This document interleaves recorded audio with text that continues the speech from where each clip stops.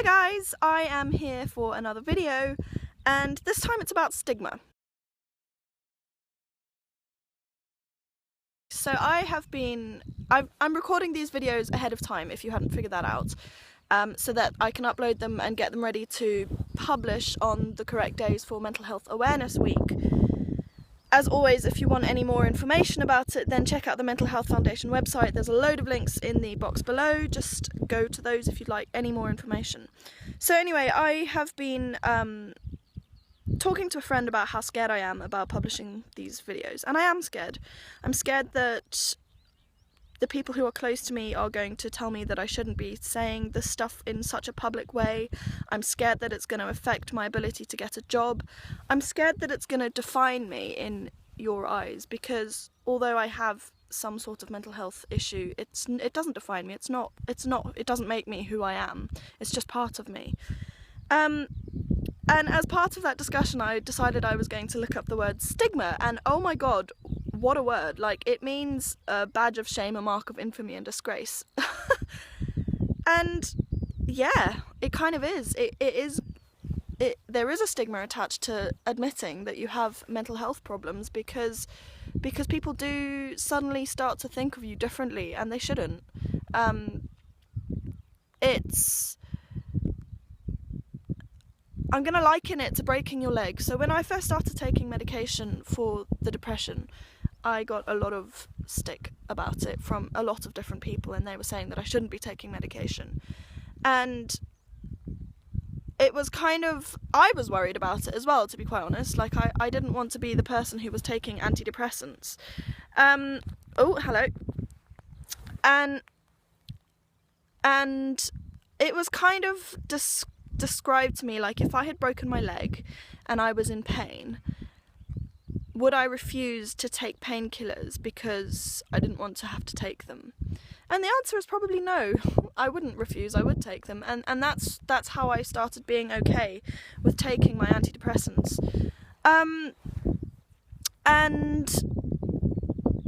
it's the same sort of thing with the stigma part of it. So telling somebody that you have a mental health issue is a really tough thing to do, because you think they're going to judge you. And if I go back to the broken leg thing, it's a bit like saying, I have a broken leg, and then people being like, oh, well, I think badly of you because you can't walk upstairs because you have a broken leg.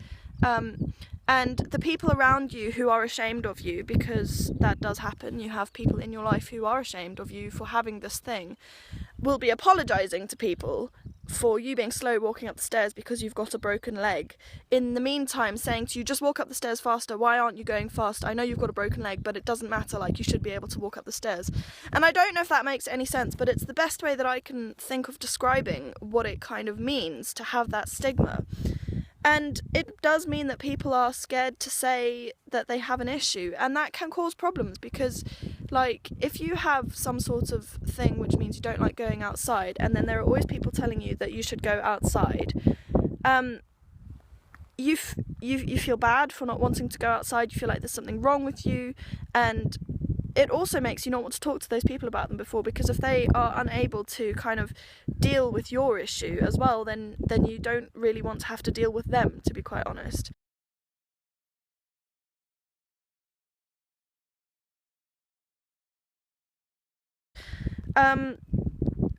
And the mental health doesn't define a person. Like, you're not defined by any one particular thing. You know, you may have a certain number of things that you define yourself by, like, I am a crafter, and I like knitting, and I have a boyfriend, and I studied engineering, and people call me a scientist, and I was born in South Africa, I'm a South African, and those are all things that I am defined by. And equally, I have some form of mental health issue. I have social anxiety, so I don't really do big gatherings, and, like, that's okay. That's nothing that I should really be ashamed of. But it is something that I want people to know sometimes. Like, we have this Christmas party every year with a certain group of friends, and every year, halfway through the Christmas party, I go and I disappear and I have a nap, because it's a big group of friends. There's always a lot of people, and there's a big meal and lots of alcohol, and there's gifts, and we play games and things, and there's quite a lot of social pressure just to interact with people, to make sure that you've got a gift for somebody, to drink a bit, even though they're really good at not pressurizing you into drinking if you don't want to. There is always, when you go to a thing like that, there is always some sort of pressure to have fun in the normal way. And they're all okay with me disappearing off for a nap. At least I think they are. Nobody's ever complained about it, and the few people in that group of friends who I have talked to about it have never said, oh, we hate that you always do it. And so I'm happy that they understand my reasons for doing that. But I'm not going to walk up to you and be like, hi, I'm Corey, I have social anxiety. Or hi, I'm Corey, I have depression. You know, if it's something that you need to know, then I'm happy to tell you about it. And I'm a lot more open about it than a lot of people are, because I talk about it online a lot. And I always have, ever since the first. I was posting statuses on Facebook. And I was being asked by people not to post statuses on Facebook because they didn't want their friends to know that I had depression. And that's just so hurtful to me, because it's like saying I'm ashamed of who you are and I don't want my friends to know, because even though it doesn't define me, it is a part of me. So I am scared of posting these videos, but I also think it's really important to just say, like, if you're treating people like that, then just be a bit more accepting, because you never know if it's going to happen to you. Like, you can tell if you jump off a high thing you might break your leg, but you never know what's going to cause depression. I could get into a whole big discussion about what does cause depression or whatever, but I don't know, and I don't think anybody really does. Like, there's a lot of medical theories and all that, but there's always theories, and there's always various ways of treating stuff, and maybe if it was clearly defined, like with malaria, you get bitten by a mosquito, then you get malaria, it would be easier. Oh, hello, that's a raindrop. So again, I've rambled and I'm not really sure what my take-home message is, so I'm just going to say it again, and this is sort of like, when I said I was coming out, I mean no disrespect to anybody who has had to come out in the normal way. I don't mean it like that, but I talked about it like that because there's that similar sort of stigma, you know. It could be difficult for somebody to come out and tell people that they like the same sex or whatever, whatever their coming out is.